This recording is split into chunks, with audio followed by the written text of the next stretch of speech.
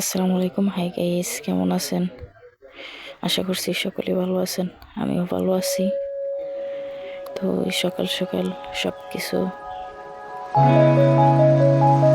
করার জন্য লেগে পড়ে গেলাম। সবার সবার প্রথমে জানাই সকলকে ঈদ মোবারক।